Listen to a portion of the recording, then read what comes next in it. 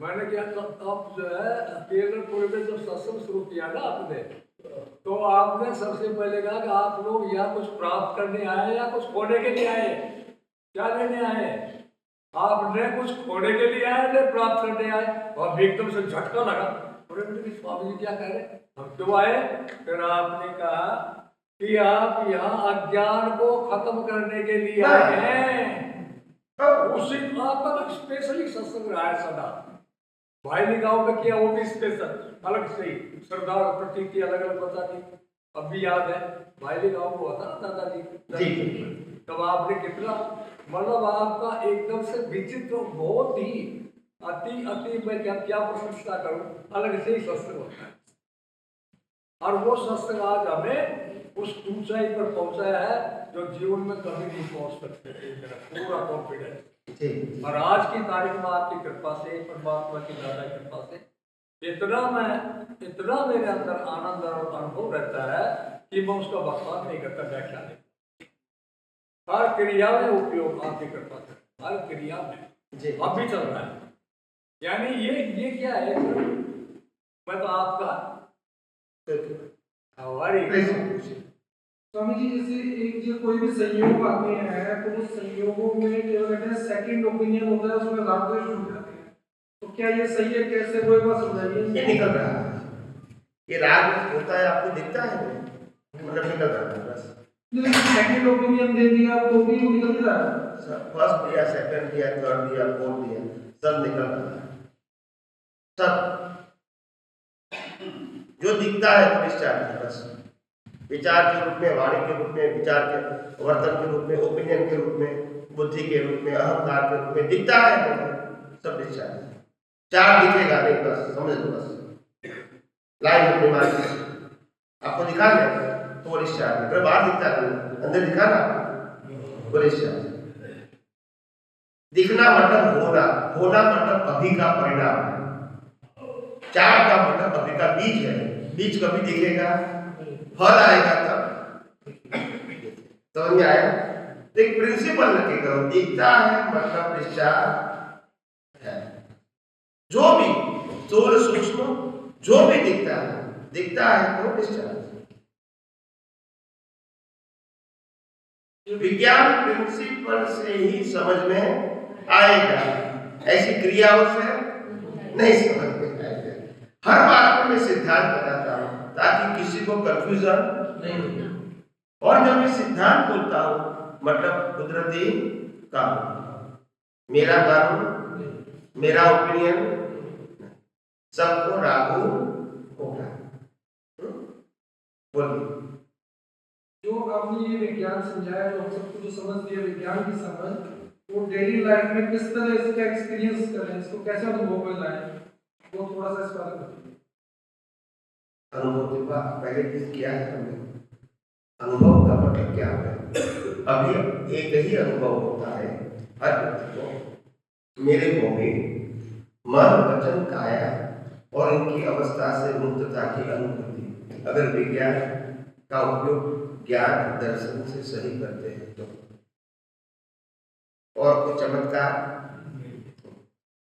और मैं शुद्धात्मा हूं, वो दृष्टि और परिपक्व होती है, दिखता नहीं परिपक्व। तो दोबारा समझाइए, कुछ एग्जांपल देखिए, थोड़ा अच्छे से समझा दीजिए जैसे, या दोबारा रिपीट कर दीजिए। कोई भी परिस्थिति में अगर हमने ये मन वचन काया की अवस्था को कुदरती रचना देखा, इट मीन्स हम इससे अलग है, सेपरेशन। और अलग है मतलब हम शुद्ध आत्मा, वो मजबूत हुआ क्योंकि ये पार्ट हम, बस ये अनुभव। और ये छोटा अनुभव नहीं है, अगर ये पार्ट हम नहीं है तो इनकी सभी प्रकार की अवस्था और असरों से हम, इनके सभी प्रकार के बंधनों से हम, इनको भले बंधन है, हमको समझ में आया? ये छोटी बात नहीं है। तो कुदरती जो रचना व्यक्ति मन वचन काया उनकी अवस्था से मुक्त रहता है वो पूरे ब्रह्मांड से मुक्त रहता है। क्या बताया? पूरे ब्रह्मांड से मुक्त रहता है। मगर कैसे? मन वचन काया से मुक्त रहता है। नहीं, मगर कैसे कहोगे कि ब्रह्मांड से मुक्त रहता है? उत्तर चाहिए ना। मन वचन काया तो कुदरत का है, और जो चेतन अवस्था में चले गया वो बताओ। मन वचन काया को बनाने वाला कुदरत, चलाने वाला कुदरत, अंत लाने वाला कुदरत, रहेगा भी कुदरत के पास। तो मैं उससे मुक्त रहा तो ब्रह्मांड से मुक्त रहा। कुदरत आत्मा को कुछ कर सकती बस। तो इस ब्रह्मांड को इनसे कंसर्न है, दुनिया के लोगों को इनसे कंसर्न है, या सुनो आत्मा को इससे कंसर्न। तो मैं उससे मुक्त रहा तो ब्रह्मांड से। समझ में आया? तो कुदरती रचना के रूप में देखना मतलब जैसे अपन देखने जानने वाले हो गए तो एक ही बात है। एक बात ये प्रैक्टिस की प्रोसेस है। जैसे अपन देखने जानने वाले हो गए कि हम देख रहे हैं जान रहे उसको, या फिर कुदरती रचना ही बोलना या समझ में आ गया वही बहुत है। कुदरती रचना देखने बराबर है, कुछ भी कर सकते हैं ना, सेम ही बात है ना। कुदरती रचना देखोगे तो सिद्धांत रहेगा। जैसे हम पहले व्यवस्थित है, जो कुछ भी होता है तो व्यवस्थित है। हम ये नहीं बोल सकते कि मेरा उदय करना है, क्या गलत है? बस फिर व्यवस्थित शब्द ज्ञानी पुरुष ने दिया हुआ पर्टिकुलर शब्द है। इसीलिए तो यहाँ कुदरती रचना मतलब अनुभवी ज्ञानी पुरुष ने दिया हुआ वर्ड है, ये कुदरती रचना है। और तभी आपको साइंटिफिक प्रोसेस मालूम होगी, नहीं तो कुदरती रचना बोलने से आपको मालूम होगा कि कुदरती रचना में कुदरत और कुदरती कानून इनबिल्ट है। मेरा उदय कर्म है तो ये विज्ञान समझ में दृष्टि में रहेगा नहीं। अभी समझ में आया? कुदरती रचना देखते हो कोई भी अवस्था को, इट मीन्स इसमें कुदरत और कुदरती कानून इनबिल्ट है, तभी ये कुदरती रचना बनी है। या सुनो, तो ये कुदरती रचना देखना मतलब कुदरत और कुदरती कानून है, आखिर प्रोसेस ये आपको समझ में है, दृष्टि में है, वो आप इस अवस्था में मानते हैं। हर बात बोलने की जरूरत नहीं, मगर आपको मालूम है कुदरती रचना मतलब कुदरत और कुदरती कानून इसमें क्या है, इनबिल्ट बस। तो ये साइंटिफिक प्रक्रिया को आप वॉच करते हैं, शब्द को नहीं। कुदरती रचना वो शब्द नहीं है, प्रोसेस का नाम है।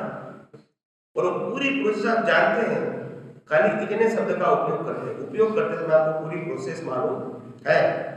व्यवस्थित बोलते हैं, आपको प्रोसेस मालूम नहीं है तो व्यवस्थित इसलिए नहीं बोल रहे, तो प्रोसेस मालूम नहीं है। व्यवस्थित बोलोगे तो कुदरत कानून इनबिल्ट है, ऐसा आप नहीं मानोगे, क्योंकि वहां तो बताते नहीं है। आप समझे कि नहीं? उदय कर्म है, वहां भी नहीं बताते हैं। मेरे कर्म का फल है, वो भी सही है, वहां नहीं बताते हैं। साइंटिफिक प्रक्रिया बताते हैं। तो साइंटिफिक प्रक्रिया समझना वो साइंस है, शब्द को समझना वो साइंस, वो तो रेडीमेड है। जो बोलने से, जो देखने से साइंटिफिक प्रोसेस समझ में आती है वो साइंस है।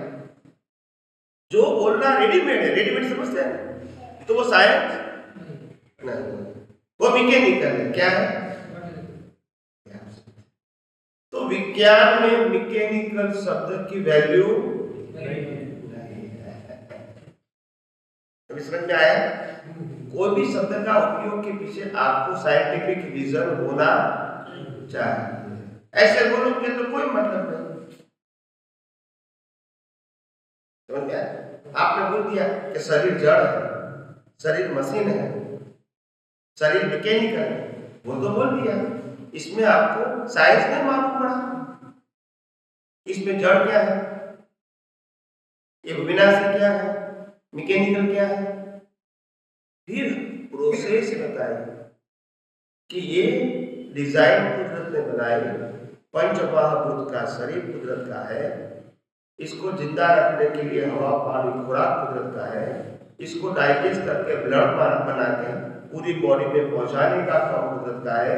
श्वास बंद भी कुदरत करेगी और अंत में ये पंचमहाभूत कुदरत के पास रहेगा। तो ये मैकेनिकल प्रोसेस है, ये हमारे हाथ में है। तो ये प्रोसेस को मैकेनिकल प्रोसेस बोलते हैं। अभी समझ में आया? तो विज्ञान है तो आप समझ सकते हैं, दूसरा क्या समझेगा? आपने कहा कि शरीर मैकेनिकल है तो वो समझ जाएगा, ये प्रोसेस समझेगा? नहीं समझेगा।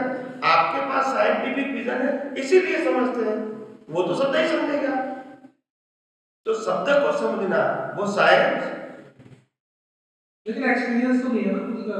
ये साइंटिफिक जो आपने बता दिया इसका जो एक्सपीरियंस कैसे करें? एक्सपीरियंस तो ही नहीं है। आप समझे?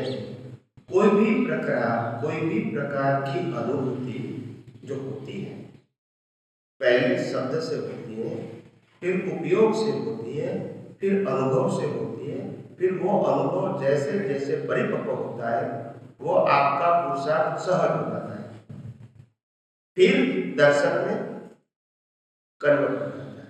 एक बार दर्शन में कन्वर्ट हो गया फिर आपको पुरुषार्थ की जरूरत सेट हो गया। क्या हो गया? जैसे शादी के साथ मेरे भरे, फिर हमारे दृष्टि में सेट हो गया, ये मेरी वाइफ है, ये मेरे हस्बैंड है, सेट हो गया। क्योंकि ये कहीं अवतारों का अभ्यास है तो वेरी इजी टू सेट, आपको ज्यादा प्रयोग की जरूरत नहीं है। और वो प्रयोग बिना प्रयोग एक ही बार आपने साथ मेरा भर के मान लिया, जिंदगी के अंतिम श्वास तक भूलते नहीं हो, बिना माला जी भूलते नहीं है। ये सेट हो चुका है अपना विज्ञान सेट, तो सेट करना अगर सेट हो गया तो ये भी ऑटोमोड होगा। लास्ट बर्थ में सबको ऑटोमोड ही होता है, इसीलिए लास्ट बर्थ में पुरुषार्थ जागृति तो है मगर पुरुषार्थ और अनुभवी ज्ञानी पुरुषों को 70, 80, 90% पुरुषार्थ नहीं होता है, जागृति ऑटोमोड होती है। Now you understand? समझ में आया? 10% के लिए उनको पुरुषार्थ करना पड़ता है, जो बाकी है उसके लिए हर व्यक्ति को ऐसा होता है।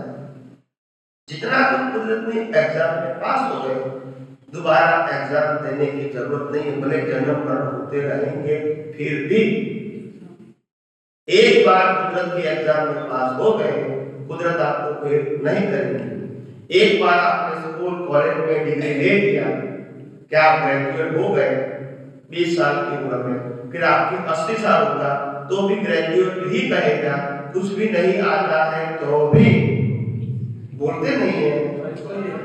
बस एक बार कुदरत के एग्जाम में पास हो गए, कितना परसेंटेज, तो दोबारा ये परसेंटेज की एग्जाम नहीं। इसीलिए कहा कि स्पिरिचुअल में ही डेवलपमेंट शब्द आता है। भौतिक जीवन में डेवलपमेंट शब्द बोलते हैं मगर ये जीवन के तक ही है, नेक्स्ट बर्थ में कैरी ऑन। और स्पिरिचुअल डेवलपमेंट को बर्थ टू बर्थ कैरी होगा, जहां तक केवल दर्शन नहीं होगा वहां तक कैरी होगा। समझ में आया? कैरियर स्पिरिचुअल डेवलपमेंट क्या होता है? यही कैरी होगा, जितना परसेंटेज पास किया एवरेज आगे आएगा, बाद में वहां से आपको आगे जाना है। अगर 10% हो गया तो 11 से आगे बढ़ना है, 25 हो गया तो नेक्स्ट बर्थ में 26 से आगे बढ़ना है, 25 तो आपके पास रहेगा ही, ये हमारा सर्टिफिकेट। जो कहते हैं ना पिछले जन्म से जितना लेके आए हैं और इस जन्म में जितना सीखा है उसके बाद जितना एक्सपीरियंस हुआ तीनों मिलाकर डेवलपमेंट होता है। समझा? पिछले जन्म से जितना लेके आए हैं, ज्ञान की समझ लेके आए हैं, और इस जन्म में जितनी ज्ञान की समझ मिली है उसके बाद जितना हमने उसका एक्सपीरियंस में उपयोग में लिया वो सब मिलाकर डेवलपमेंट बताता है। हाँ, वो समझण, वो डेवलपमेंट का मतलब दर्शन में कन्वर्ट हुआ। क्या बताया? वो डेवलपमेंट दर्शन नहीं है। दर्शन का मतलब होता है सनातन और डेवलपमेंट का मतलब होता है प्रकृति की प्रक्रिया। समझ में आया? डेवलपमेंट का मतलब इतना तक हमको समझ में आ गया इसी का। और यहाँ डेवलपमेंट की प्रक्रिया मतलब क्या है बताओ। आपको जीवन में जन्म से मौत तक की सभी अवस्थाओं को कुदरती रचना देखना है, ठीक है। एक ही सब्जेक्ट है कुदरती रचना, आपने 25% देख लिया, 25% के कैटेगरी के संयोग में आपको रहा, 75 में नहीं रहा, तो आप फेल हो, समझ में आया। तो ये जो है वो आपका डेवलपमेंट होगा, दर्शन नहीं। तो डेवलपमेंट बढ़ता रहेगा। दर्शन कब होगा? दर्शन के बाद में आपको ये दर्शन 24 आवर्स बट नेचुरल रहेगा। क्या रहेगा? इसको पुरुषार्थ नहीं कहते हैं, इसको स्वभाव कहते हैं। अगर ऐसा 100% हो गया तो पुरुषार्थ 100% है। जितना डेवलपमेंट हो गया दर्शन के रूप में वहां पुरुषार्थ नहीं होगा, वो पुरुषार्थ सहज हो गया। क्या हो गया? सहज। तो जहां वो फेल हुए वहां इसको पुरुषार्थ की जरूरत रहेगी। अलग अलग संयोगों के हिसाब से अलग अलग दर्शन होता है, सारा दर्शन एक साथ पूरे होता है नहीं, वो आपके ऊपर है। कई लोग छोटे मोटे संजोगों में कुदरती रचना देख सकते हैं, बड़े संजोगों में ये उनकी कैपेसिटी है, वो इंडिपेंडेंट होते हैं। कई व्यक्ति को लोभ की प्रकृति में कुदरती रचना नहीं दिखाता है, कई लोगों को मान बड़ा होता है तो अपमान कर दिया तो उस समय कुदरती रचना भूल जाते हैं। कई लोग अहंकारी होते हैं, मेरे अहंकार का घात किया, मैं उनको नहीं छोड़ूंगा, तब कुदरती रचना। तो क्रोध, मान, माया, लोभ के अलग अलग संजोग होते हैं। वो संजोग में सबकी कैपेसिटी कुदरती रचना देखने में क्या होती है? अलग अलग होती है। आप समझे? बनिया तो लोभ होता है, मान नहीं होता है। जैसे मैं एग्जांपल जैसे खाने का एक एग्जांपल देता हूँ। एक बनिया था और किसी के पास पैसा लेना था, उधार दिया था, वो नहीं देता था, तो उनके साथ उनका मित्र पटेल था। तो कभी फ्रेंडशिप की बात करते हैं कि मेरा ऐसा है वैसा, ये व्यक्ति मेरा कितना 2-3 साल से मांगता हूँ मगर देता नहीं है। तो पटेल ने बोला चलो मैं तुम्हारे साथ आता हूँ। तो बनिया बेचारा गया पैसा मांगने। फिर उन्होंने कहा कि मैं आया हूँ, आपने कहा था 15 दिन महीने के बाद दे दूंगा, अभी तो 100 महीना होगा, अभी तो दो। तो पैसा तो नहीं दिया, गुस्सा किया और गालियां दिया। तो पटेल तो पीछे देखता रहा कि बनिया कुछ होता ही नहीं है, एक तो पैसा दिया है वो वापस देता है, बाद में गालियां भी देता है, गुस्सा भी करता है। पटेल तो जब उनका खून गर्म हो जाता है ना, मगर बनिया कुछ रहेगा तो बोलेगा नहीं। तो फिर पहली बार तो पटेल नहीं बोला कुछ, दोनों वापिस आते हैं तो पटेल ने पूछा कि तुमने पैसा दिया है और इतनी बार मांगने के बाद वो पैसा नहीं देता है और वो गालियां देता है, तो तुम इसके ऊपर गुस्सा क्यों नहीं करते हैं? तो बनिया बोलता है कोई बात नहीं, कुछ तो देता है ना, लेता नहीं है ना। बनिया को क्या देता है तकलीफ नहीं, लेता है तकलीफ। तो ये उनकी सोच होती है, आप समझे?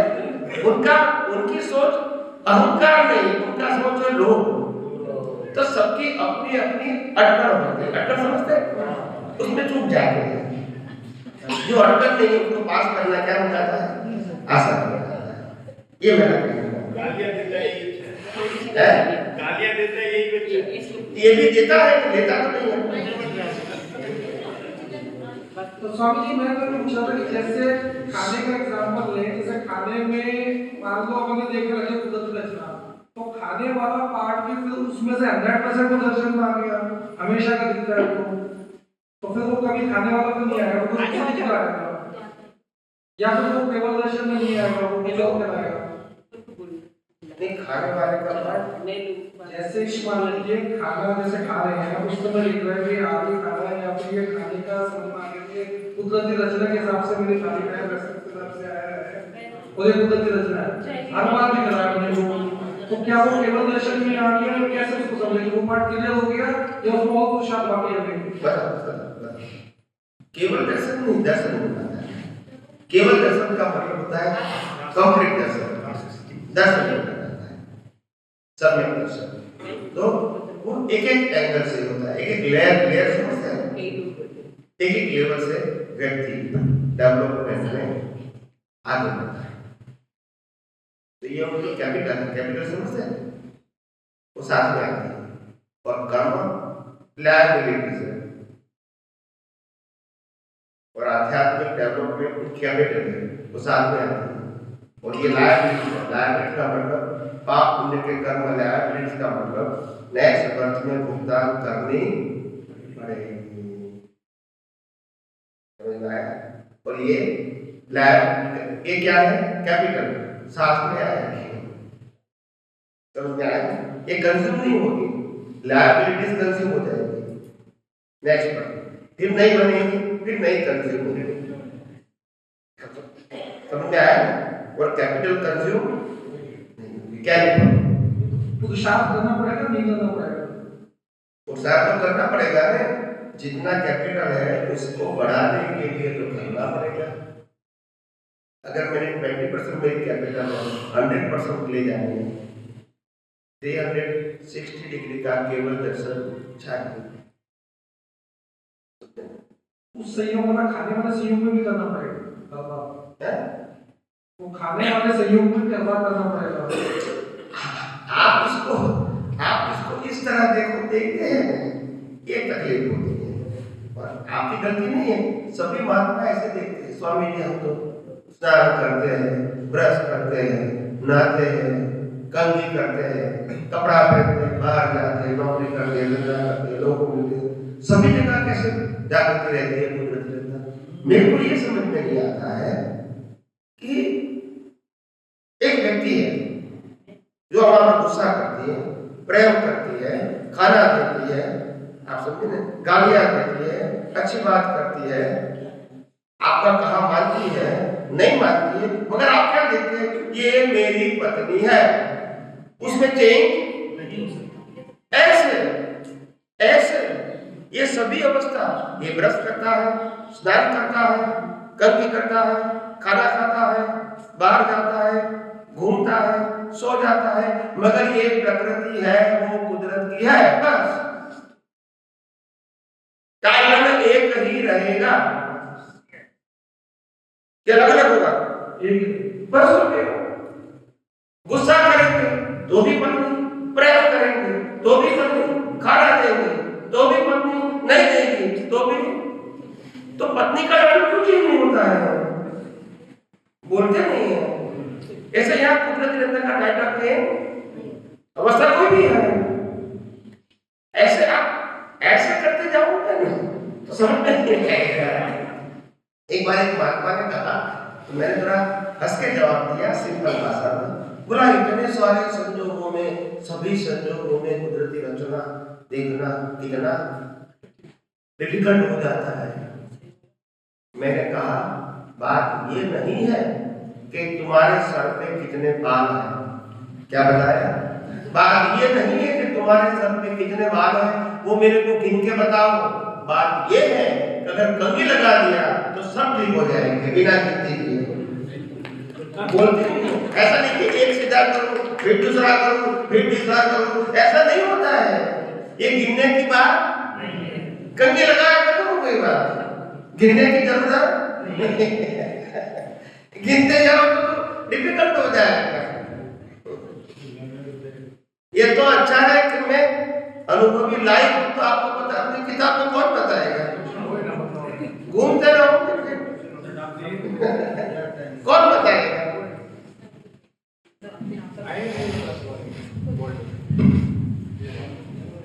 क्या बोलिए। स्वामी जी जय सच्चिदानंद। जय सच्चिदानंद। मैं ये पूछना चाह रहा था, 21 तारीख से 24 तारीख का आपका हमने ये सत्संग सुना, और इसी बीच में कुछ महात्मा का भी मतलब मैंने हाव भाव समझे। मैं ये पूछना चाह रहा था कि अभी हमारे यहाँ एक महात्मा है, वो हमारे रिलेशन में है, रिलेशन, और वो काफी अच्छा इस आध्यात्मिक ज्ञान के बारे में समझते हैं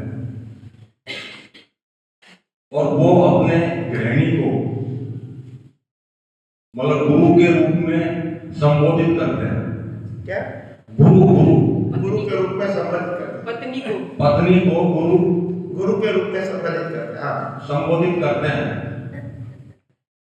अब मैं उसमें आश्चर्य में ये पढ़ रहा हूँ कि मेरी जो पत्नी है वो आध्यात्मिक ज्ञान के बारे में मेरे से ज्यादा समझती है,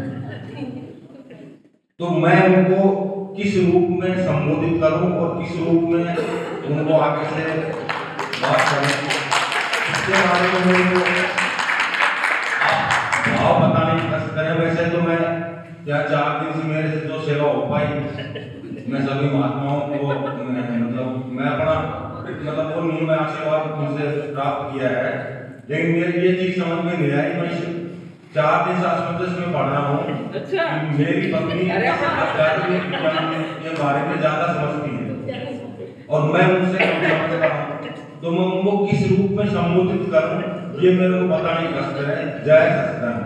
जय सच्चिदानंद। बताओ शादी किया तब से अब तक जितने आपके साथ सेवा किया, चाहे पसंद चाहे ना पसंद, वो सब पत्नी के रूप में था, और जब आपको कोई ज्ञान शिक्षा देती है उस समय वो गुरु बनी। हर समय नहीं। जी स्वामी, बस थैंक यू स्वामी।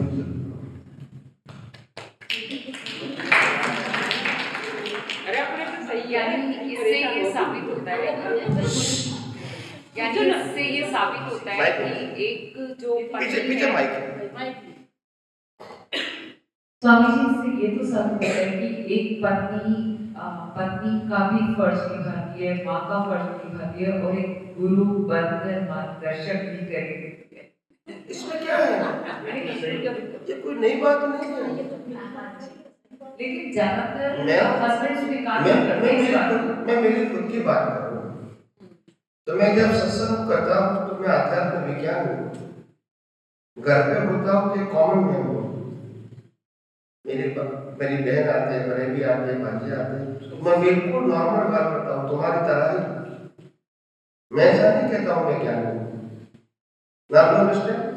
और अगर मेरे कोई रास्ते में कोई मिल जाता है तो मेरे लिए वो एक टेम्पररी फ्रेंड है, टाइम भी समझते हैं, बस में है, प्लेन में है, ट्रेन में है, तो टेम्पररी फ्रेंड होते हैं।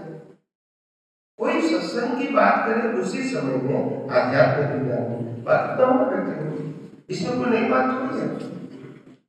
कोई में कहेगा कितना टाइम हुआ, मैं कहूँगा मैं अध्यात्म की नींद बनाता हूँ कि आपने 5 बजे, ये तो बताने की बात है, ये तो नॉर्मल टॉक है। आप समझते हैं? तो ये रोल के ऊपर टाइट होता है, रोल। आप समझते हैं? ये मेरा रोल होता है तब तक नहीं पता, और वही होता है। और दूसरी बड़ी बात क्या है? दूसरी बड़ी बात हम सबको समझने के लिए कि वास्तव में शरीर का तो रोल ही होता है। शरीर के पास, फिजिकल बॉडी के पास कोई भी प्रकार का ज्ञान, अज्ञान, विज्ञान नहीं, शरीर के पास, इसीलिए इसको जलाते हैं, मगर इसके माध्यम से ज्ञान, अज्ञान, विज्ञान निकल सकता है। तो ये मीडिया है, माध्यम, इनके खुद के पास ज्ञान नहीं है, न विज्ञान है, इसीलिए रोल है, रोल समझते हैं। एक ही व्यक्ति होती है तो कहता है मैं किसी का लड़का हूँ, किसी का भाई हूँ, किसी का पति हूँ, किसी का बाप हूँ, किसी का चाचा हूँ, किसी का मामा हूँ। नहीं है, एक ही व्यक्ति है। इसमें क्या अलग अलग रोल है, व्यक्ति तो एक ही है ऐसे, इसीलिए व्यक्ति एक होती है, रोल अनेक होते हैं। संजोग क्या होता है? आज हम रिटर्न में आ रहे थे सब, और 2 महात्मा नहीं बैठे गाड़ी में, तो मेरे को मालूम बाद में हुआ, और गाड़ी तो चला दिया उन्होंने, फिर वो आगे ले जा रहा था। तो मैंने कहा नहीं भाई रुकवाओ इसको, ये दो लोग गुजरात से आए हैं, इनको मालूम भी नहीं हम कहाँ हैं और कहाँ जाना है, किसी को बताएगा तो क्या बताएगा, कहाँ के नहीं कहा। और अभी आप नहीं समझोगे तो घर पे जाके बड़ा काम हो जाएगा, जब तक वो वापिस फिर बड़ा लेट हो जाएगा। फिर वो कहाँ गए तो किसको मालूम नहीं हमको, तो अभी तो मालूम नहीं कि वहां है। फिर जब भूल जाता तो कहता यहाँ ले जाओ, तो वहां ले जाता हूँ, तो फिर तो हमको मालूम, फिर बड़ा इश्यू हो जाएगा। इसीलिए तुरंत हमने रिवर्स गाड़ी दिया। मैं कैसे भी करके उनको भले 10-15 आधा घंटा ज्यादा होता, ये अपनी जिम्मेदारी होती है, क्या होती है, ये रोल होता है। इसमें ज्ञानी अज्ञानी का प्रश्न ये लौकिक है, व्यवहार है, भले जो भी हो चुका है और सॉल्व तो करना पड़ेगा ने, जो भी हुआ जाने अनजाने में, मगर सॉल्व तो करना पड़ेगा ने, ये बात है। बोलिए जय श्री राम। स्वामी जी ये सबसे अच्छे से सुना दिए, समझा दिए, हो सकता है कि उपयोग कर पूरी तरह तो नहीं हो पाता, लेकिन पर नजर एक होती है कि कोई भी संजोग आता है तो सामने वाले को दूसरे तरीके से क्यों नहीं देख पाते। दूसरी बात ये होता है कि हम आध्यात्मिक विज्ञान सुनते हैं, पहले अक्रम विज्ञान भी सुनते हैं, अब आध्यात्मिक विज्ञान सुनते हैं, तो हमारे विवेक और विनय क्या होना चाहिए, क्योंकि लोग तो थोड़ा प्रभाव मांगते ना कि तुम ज्ञान सुनते हो तुम करते क्या, ऐसे तो अज्ञान है ना, तुम बोलते तो नहीं ना, घर वाले भी बोलते, पड़ोस वाले भी बोलते, तो इसको थोड़ा परिवार वाले या हमारे पड़ोसी कहो या इर्द-गिर्द कहो या पहचान वाले कहो, वो शायद हमारे प्रकृति में अगर धर्मों के मार्ग में जाते हैं तो एक्सपेक्ट करेंगे कि आपके जीवन में परिवर्तन आना,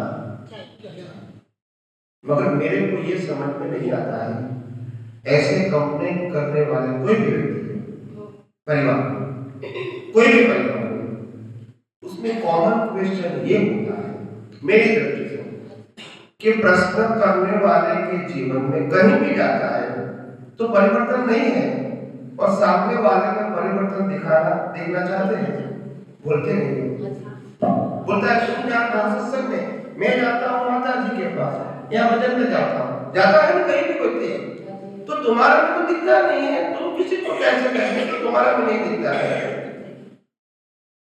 नहीं समझ में आया। तुम कहीं भी जाते हो वो प्रश्न नहीं है, मगर तुम्हारे में परिवर्तन नहीं दिखता है।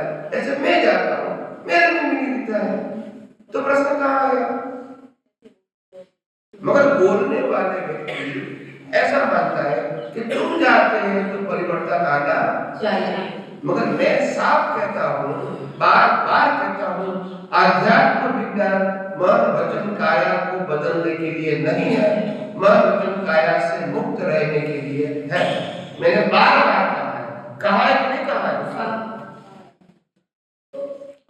फिर लोग अपेक्षा रखेंगे, नहीं, लोगों की अपेक्षा रखना गलत बात नहीं है, मगर हम ये कहना चाहते हैं कि प्रकृति जैसी भर के गायब हो ऐसी ही निकलेगी।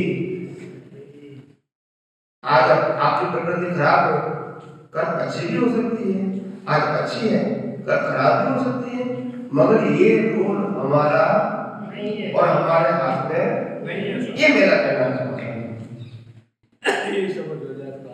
आप समझे। बाकी तो परिवार में तो ऐसा हर जगह पे रहेगा, सबको हस्बैंड को पूछे तो क्या चाहिए, को राम जैसी पत्नी चाहिए, मगर तुम राम सीता जैसी पत्नी चाहिए, अगर उसको रावण बनना है तो क्या करेंगे, पहले वो राम बनेंगे तो सीता मिलेगी, मैं रावण हूं तू सीता बन, नहीं समझ में आया। हर व्यक्ति को सामने वाला अच्छा चाहिए, है अच्छा बनूंगी उसकी पढ़ी, तो ये सोच गलत है। आप समझते हैं, वो नाटक में आता है, गुजराती नाटक में शायद आपने सुना होगा, एक भाई कहते हैं जब शादी नई नई हुई थी तो उसने कहा था कि मैं एक दिन आपको रानी बनाऊंगा और रानी की तरह रखूंगा एक दिन। तो 5-10 साल के बाद पत्नी कहती है तुमने तो कहा था कि मैं तुमको रानी की तरह रखूंगा, तुम रखते तो है नहीं। तो उन्होंने कहा पगली मैंने ये कहा कि तुम रानी की तरह रखूंगा तब जब मैं राजा होगा तब। मैं राजा बोलते नहीं है बिना राजा का क्यों नहीं बात है। पहले मैं राजा हूँ बाद में राजा बनेंगे तो पहले मेरे को राजा तो बनना तो जीवन ऐसे चलता है सर। तो स्वामी जी आध्यात्मिक सुखदेव तो कुछ तो हमारे लिए कुछ तो होता होगा ताकि हम लोग जब अच्छी जगह बैठ गए तो हमारे अच्छा सब करते हैं तो हमारा थोड़ा विवेक कैसा या थोड़ा सा देखो मैं क्या कहता हूँ हमारी दृष्टि में हमारी सोच में फर्क होता है ये विज्ञान समझने के बाद, मगर हमारे परम का फर्क होगा ये सैद्धांतिक मेरा कहना मैं हाँ भी कहूँ या ना भी कहूँ असैद्धांतिक मेरी भावना में मेरी दृष्टि में मेरे पोशाक में मेरे उद्योग में फर्क हो सकता है विज्ञान के माध्यम से, मगर मर्मचन काया में होगा ये मैं नहीं कहता। परिवर्तन हो सकता है मगर वो परिवर्तन परिणाम के रूप में होगा, पोशाक से वो उसका उदय कर्म ऐसा है इसीलिए तो ये जो दिखता है किसी किसी के लिए तो वो देखे ही आए बढ़ते तो अगर कोई व्यक्ति की प्रकृति बुरे में से अच्छी बन गई तो हमने भी नहीं कि पोशाक करते बने वो लेके आए तो फिर तभी तो बनते हैं। तो मैं तो बहुत देखा हम संयोगों में हिल जाते हैं। आपका जब जन्म हुआ तब आप लड़की थी, फिर धीरे धीरे किसी की बहन बनी, फिर और बड़ी हुई तो फिर पत्नी बनी, फिर माँ बनी, ऐसे ही होगा ना, फिर सास बनेगी, ऐसे ही होगा ना। मगर ये पुरुषार्थ है कि ये कर्म फल है बस। तो फिर आप पुरुषार्थ नहीं मैंने पुरुषार्थ करके ये पद पुरुषार्थ नहीं है, ये जीवन की क्या है अवस्था है। तो अवस्था को पुरुषार्थ कह के तो मतलब क्या है आप समझे?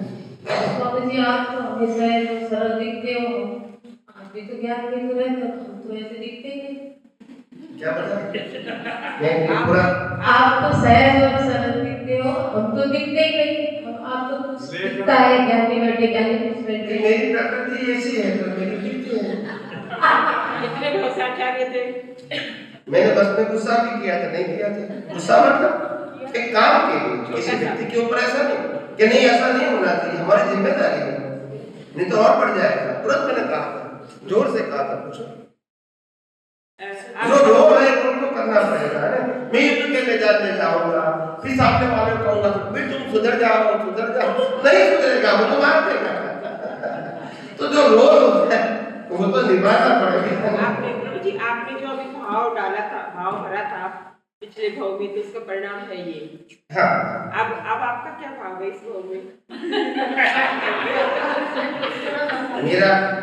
मेरा भाव है कि मेरा नेक्स्ट बर्थ ऐसा मेरे को पूरा दे कि जिसमें मेरा चारित्र बने, मेरे को शब्द बताना ना पड़ेगा। मैं शब्दों की एक्सरसाइज से मुक्त होना चाहता हूँ, मगर मेरा चारित्र बने। और किसी को अगर मैंने एक भी सेंटेंस बोल दिया तो उसके जीवन में परिवर्तन आएगा। मेरे को कितनी सारी बातें बतानी नहीं पड़े क्योंकि कैरेक्टर के साथ एक सेंटेंस का पावर होता है। क्या होता है? पावर। तो ये कैरेक्टर में इम्पोर्टेंट दूंगा, मैं शब्द ज्ञान को इम्पोर्टेंट नहीं दूंगा। इन नेक्स्ट तो प्रभु जी ये तो अरिहंत भगवंतों की दशा समकक्ष दशा होती है, अरिहंत भगवंतों की समकक्ष दशा होती है। जो भी कहो ये तो मेरी भावना है, पर हम तो होंगे ना। और बाकी सब ये साइंटिस्ट जो बनते हैं वो भी तो आगे आएंगे, वो भी आगे आगे काम करेंगे। सबका अपना अपना रोल होता है, स्वामी जी सबका अपना अपना रोल होता है कि नहीं। इसीलिए तो वो स्टोरी आती है, सास भी कभी बहू थे, हर बार सास ही रहे बहू रहेगी तो फिर सास कब बनेगी, तो सबका स्टेज तो आता है कि नहीं। हाँ क्या बोलते हैं स्वामी जी, एक भाव और रख लीजिए कि ये सब मेरे साथ ही रहे।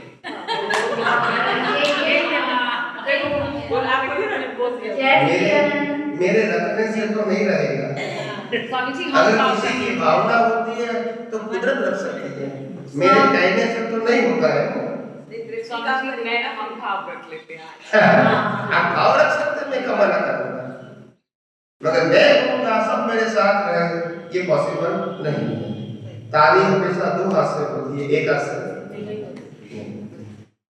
यही स्वामी जी हमारा भाव यही है कि हम जब आप ऐसे होना कि आपको देख के हमें पूरा ज्ञान, तो उस समय हमारी भी भावना है कि हम भी आपके उसमें साथ रहें, ये हमारी भावना है। अच्छी बात है, अच्छी बात है। और कुदरत ने चाहा तो ऐसा हो भी सकता है। मैं कुछ चमत्कारी व्यक्ति नहीं हूँ और इसलिए चमत्कारी बातें नहीं करूँगा, मगर ये कहूँगा आपका भाव होगा तो कुदरत सहयोग दे सकती है, इसमें तो कोई दो राय नहीं है। प्रश्न करना है। चल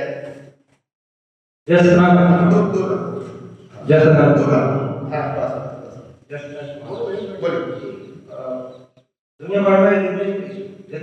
भर में जितने भी लोग होते हैं, पुरुष या स्त्री है, वो सभी लोग आज जैसे पूरी दुनिया भर में कोरोना बीमारी से चल रहा है, कि सभी लोग ईश्वर को प्राप्त करना चाहते हैं। किसको? ईश्वर को प्राप्त करना है। सेकंड मोक्ष की प्राप्ति से मंदिर जाते हैं, लेकिन इसमें बहुत बड़े वर्षों से कृष्ण और राम के समय से बात चली आ रही कि आदमी को जैसे ईश्वर को प्राप्त करना है तो गृहस्थी जरूरी या मतलब अनमैरिड है तब ईश्वर को प्राप्त करना है। इस बारे में बहुत सारा कंफ्यूजन रहता है बहुत से लोग, इस बारे में आपको क्या बोलना है? मतलब अनमेरिड होता है तो भगवान प्राप्त होता है। हाँ, अभी अनमैरिड होकर ईश्वर को जल्दी प्राप्त कर सकता है या मैरिड लाइफ में ईश्वर को प्राप्त किया? ये किसने कहा? ये दुनिया भर में अभी महाकुंभ हुआ तो उसमें लाखों सन्यासी ऐसे थे जो अनमैरिड थे, एक्चुअली ईश्वर को शुरू प्राप्त करने में। बताओ आपको 24 में से 23 तीर्थंकर मैरिड थे, रामकृष्ण महावीर मैरिड थे, श्रीमद रामचंद्र मैरिड थे, दादा भगवान मैरिड थे, और हमको बिना शादी किए भगवान प्राप्त करना, उनको शादी करके करना ऐसा। ये बात गलत है। हाँ, शादी करो ना करो वो आपका मत है, मगर शादी नहीं करोगे तो ही मिलेगा, शादी करोगे तो नहीं मिलेगा, ये कुदरत का कानून नहीं है। अज्ञान है वहां तक आत्मा की अनुभूति नहीं होगी। शादी न शादी से कोई मतलब जीवन में व्यक्ति ईश्वर को प्राप्त कर सकता है। हाँ, अज्ञान है वहां तक भटकना पड़ेगा, फिर तुम शादी नहीं करोगे फिर अज्ञान है तो भटकना। ये लोगों ने बनाया हुआ है, ऐसा नैरेटिव बना दिया है। बिल्कुल बिल्कुल ऐसा नहीं। एक लाइफ जो आप अनुभव की आपकी विज्ञान में जो शैली है, ये अनुभव गम्य दशा जो होती है ये शब्दातीत है, और जब ये शब्दातीत के अनुभव में आती है तो फिर लगता है कि आपको कितना शब्द दे देके उस शब्दातीत में आप हमें ले जाना चाहते हैं। तो आपको मेहनत बहुत करता होगा, कितना मेहनत तो होता। देखो इम्पोर्टेंट बात ये है, लास्ट 2500-2600 साल से भारत की धार्मिक परंपरा में किसी ने सनातन सत्य की बात नहीं की। सनातन सत्य का शब्द प्रयोग किया, बात तो रिलेटिव सत्य की ही करी। सनातन शब्द का प्रयोग किया, बात तो फॉर्मेट की ही करी। और आज मैं सनातन सत्य की बात करता हूँ और जो कहता हूँ वो सनातन सत्य ही है, चाहे कुदरत कहूँ, कुदरती कानून कहूँ, कुदरती इतना कहूँ, आत्मा कहूँ, छतन कहूँ, सब सनातन है। और प्राप्ति भी क्या होगी? सनातन आत्मा की। अनुभूति भी क्या होगी? सनातन सुख की। तो मैं हर बात सनातन की कर रहा हूँ, कोई बात में रिलेटिव सत्य की। तो ये विज्ञान इस फॉर्म में 2500-2600 साल के बाद पहली बार निकला। और इसीलिए जब पहली बार निकला तो पहले तो लोगों ने सुना नहीं है, समझा भी नहीं है, तो मेरे को समझाने में बहुत प्रयास करना पड़ता है। वो तो सही बात है। जब कोई नई बात दुनिया के सामने आएगी तो लोगों को समझने में समय लगेगा, क्योंकि इस बातों से वो माहितगार नहीं है। मैं किसी को कहूँगा कि तुम्हारा जन्म जीवन मृत्यु सब फिक्स है, तो वो कहते कैसे फिक्स है? हमारे धर्म को कहते हैं कि तुम जितना प्रयास करोगे इतना सफल होगे, तुम जितने पूजा करोगे तुम्हारा अच्छा होगा, तुम जितनी पूजा तब जब करोगे तो तुम्हारा पाप धुल जाएगा। ऐसे तो वो बात करते हैं। और तुम कहते हैं कि तुम्हारा पूरा जीवन सुनिश्चित है, जन्म से पहले जन्म से होते कि आपकी अवस्था फिक्स हो गई है, तो कैसे मानोगे? समय तो लगेगा ना। फिर एक एक विज्ञान की जब बात करूंगा तब तो मालूम होगा कि तुम्हारा जन्म जीवन मृत्यु कैसे फिक्स है, क्योंकि तुम्हारा आयुष्य कर्म फिक्स है। आयुष्य कर्म कैसे बना? श्वासोश्वास से। श्वासोश्वास कैसे काउंट हुआ? तुम्हारा पाप पुण्य का हिसाब कि भुगतान के लिए कितना श्वासोश्वास चाहिए वो कुदरत ने आपको दिया है।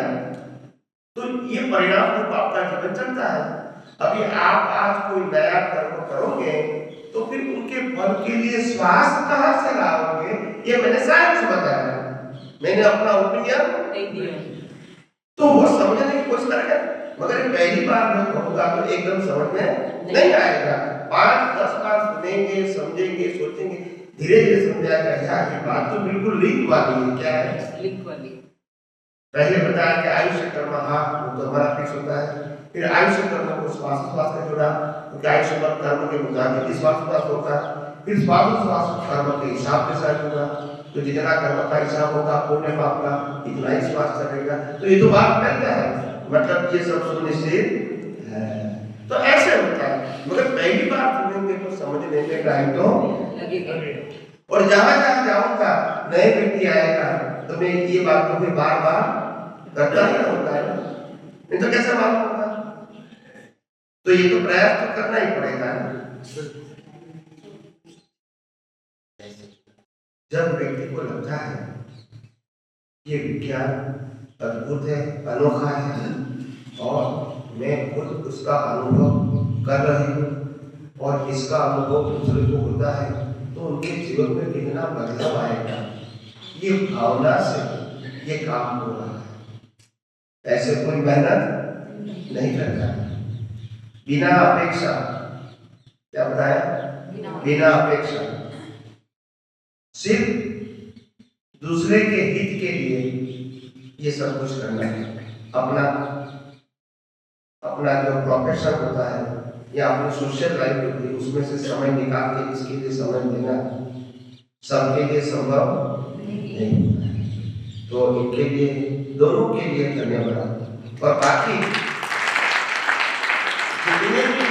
जितने भी महात्मा और प्रत्यक्ष या परोक्ष रूप से इनको सहयोग दिया है, या तो देने की बात कही है, क्योंकि जब भी काम है तो मेरे को बताकर मैं करूँगा, ये भी पार्ट ऑफ द सहयोग होता है। ऐसे सभी महात्माओं को भी धन्यवाद, क्योंकि कोई भी कार्य जब जगत में होता है तो होता है कुदरती रचना के मुताबिक, मगर कुदरती रचना के अंदर बहुत सारे व्यक्तियों का एक कार्य होने के पीछे रोध होता है, तभी कार्य होता है। कोई चमत्कार आज मैं यह सत्संग कर सकता हूँ, इनके पीछे कितने व्यक्तियों का आयोजन है। एक व्यक्ति प्लान करती है, एक व्यक्ति प्लान के बाद डेट देती है, फिर डेट कंफर्म करती है, फिर डेट के मुताबिक लोकल व्यक्ति यहाँ आयोजन करते हैं, लोगों को समझाते हैं कहाँ सत्संग रखना, वो तैयारी करते हैं। किसी नए व्यक्ति को बुलाना, उनके लिए तैयारी करनी पड़ती है, क्योंकि वो किताब दे, इनको वीडियो भिजवाए या उनसे बात करें, ये सब प्रिपरेशन होता है, बाद में कार्य होता है। कोई चमत्कार, इनके पीछे कितनी कितनी शक्तियां काम करती हैं, तभी रिजल्ट आता है, एकदम से होता नहीं। आप समझे? तो इसीलिए सभी के सहयोग से ये कार्य हुआ है। इसमें मैं अकेला कहूँ कि मेरे से हुआ, ऐसा नहीं है। मैं आप सबके बीच एक निमित्त हो सकता हूँ कि मेरा रोल क्या है, एक वक्ता के रूप में, आप सबका रोल श्रोता के रूप में, और एक दूसरे को सहयोग करने में। आप समझे? तो सबका अपना अपना रोल होता है और रोल की कीमत भी होती है। तो इसीलिए हर साल उनकी तो भावना होती है, और यहाँ बैठे अनेक महात्माओं के ऐसे भाव होते हैं, ऐसा भाव होता है कि तुम साल में 2, 3, 4 बार आओ, मगर मेरी तो पॉसिबिलिटी नहीं होती है, एक बार भी आ सकता हूँ, क्योंकि मेरा शेड्यूल एकदम बिजी होता है। और अभी जैसे जैसे उम्र बढ़ती है तो शरीर पहले जितना काम नहीं करता है, तो इसीलिए उनको बीच में थोड़ा थोड़ा रेस्ट भी चाहिए। तो इसीलिए हर परिस्थितियों के आधार से मैं तो कहता हूँ, अभी जितने भी साइंटिस्ट जो सर्टिफाइड हुए, वो भले अलग अलग सेक्टर में सत्संग करें, मैं तो सपोर्ट करता हूँ, मैं कभी विरोध नहीं करता हूँ। जब विज्ञान की बात करते हैं तो मेरा सपोर्ट है ही, आखिर मेरा मकसद है दुनिया में विज्ञान जाना चाहिए। व्यक्ति का नाम देने से कोई फर्क नहीं होगा, व्यक्ति कभी सनातन नहीं होती है, विज्ञान ही सनातन होगा। और सनातन सत्य के रूप विज्ञान की बातें आप किसी को भी कहीं भी कोई भी अवस्था में करते हैं तो मेरा अनुमोदन है। आप समझे? इसीलिए कोई ये किसी की मोनोपोली नहीं है, या किसी का इंडिविजुअल राइट भी नहीं है, कोई भी व्यक्ति करे। और मेरा मिशन यही है कि मैं 1000 साइंटिस्ट बनाना, ये मेरी ख्वाहिश है, और 1000 साइंटिस्ट इंडिविजुअल विज्ञान की बातें अपने अपने टेरिटरी में करते रहे। आप समझे? विज्ञान दुनिया के पास जाना चाहिए, धर्म तो दुनिया के पास है ही, विज्ञान नहीं। तो विज्ञान, आध्यात्म विज्ञान जो सनातन सत्य के ऊपर आधारित है, वो दुनिया के पास पहुंचना चाहिए।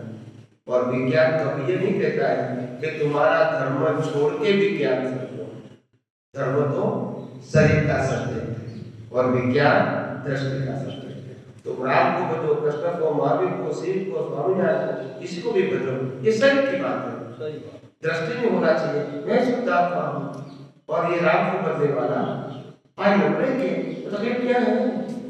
कोई तकलीफ नहीं। ये पूजा करने वाला, आरती करने वाला, क्रिया करने वाला, तप जप करने वाला शरीर है, और मैं शुद्धात्मा हूँ, और शरीर जो कुछ कर रहा है वो कुदरत की रचना है। इसमें ना करने की बात कहाँ आई? इसमें ना करने की बात कहाँ आई बताइए? मगर क्रिया के साथ मानोगे मैं करता हूँ, वो तो अज्ञान है ही। हमारे गुजराती में दर्शन मेहता ने कहा है, हूँ करो एज अज्ञान।